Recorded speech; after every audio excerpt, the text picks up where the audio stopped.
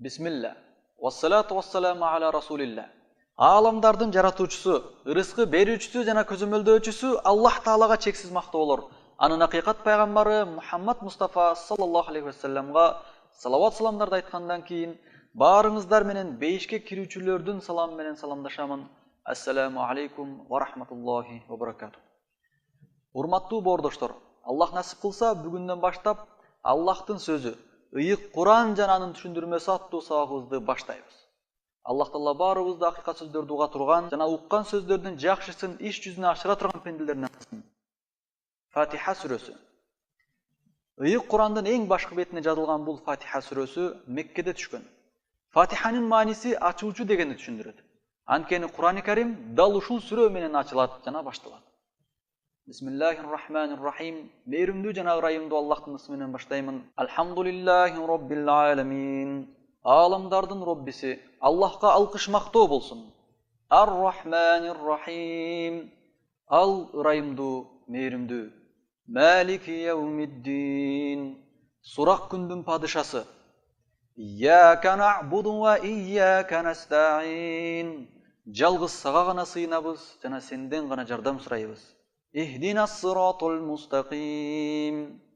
О жараткан Аллах, бизди туура жолго баштагын. Сиратул-лазина ан'амта алейхим гайрил магдуби алейхим валаддаллин.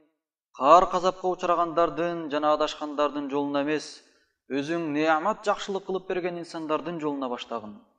Амин. Фатиха сүрөсүндө камтылган пайдалар жана сабактар.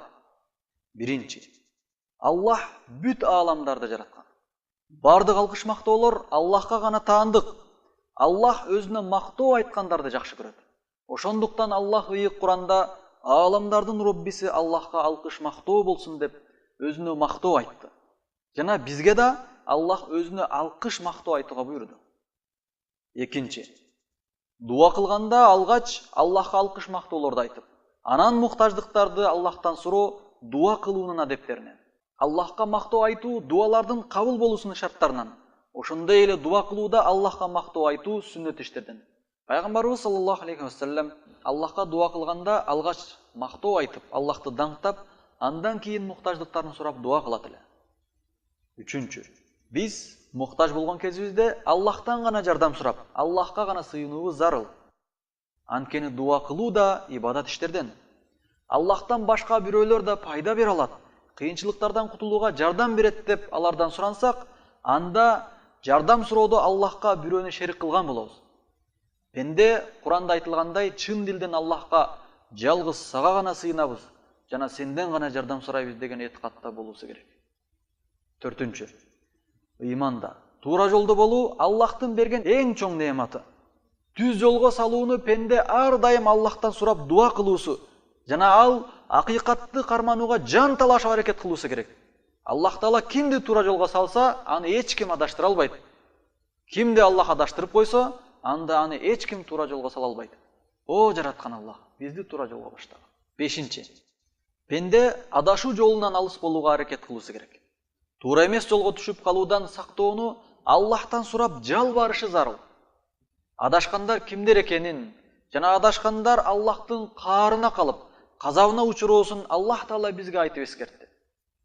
Каар казапка учурагандардын жана адашкандардын жолуна эмес, өзүң неамат жакшылык кылып берген инсандардын жолуна баштагын. Алтынчы, аятта айтылган Аллахтын каар казабына жолуккандар жана адашкан коомдор кимдер экенин пайгамбарыбыз саллаллаху алейхи ва саллям түшүндүрүп берген. Аллахтын казабына душар болгондор яхуди жөөттөр. Алар Муса пайгамбар алып келген чындык динде Аллахтын сөзүн, өкүм буйруктарын акыйкат экенин билип туруп, башка жакка бурмалашкан. Акылга салып өздөрүнө жакпаган жерлерин өзгөртүшкөн. Ал эми аятта айтылган адашкан коомдор христиандар. Алар илимден алыс болуп, таза шариатын унутушуп, диндерин жомокко айлантышкан. Алар адашып, Иса Кудай жана Кудайдын уулу деген ишендеринен улам адашуучу коом болушту. О Аллах, баарыбызды туура жолго баштагын. Биз жалгыз сага гана сыйынабыз, сенден гана жардам сурайбыз. Бизди каарыңа учураган яхуд жөөттөр сымал жана адашкан христиандарга окшогон адашуу жолунда болгондордон алыс кыл. Бизди түз жолдо Куран сүннөттү бекем карманган, өзүң неамат жакшылык кылып берген пайгамбарлардын жолуна баштагын. Aqulu qawli hadha wa astaghfirullah li wa lakum. Assalamu alaykum wa rahmatullahi wa barakatuh.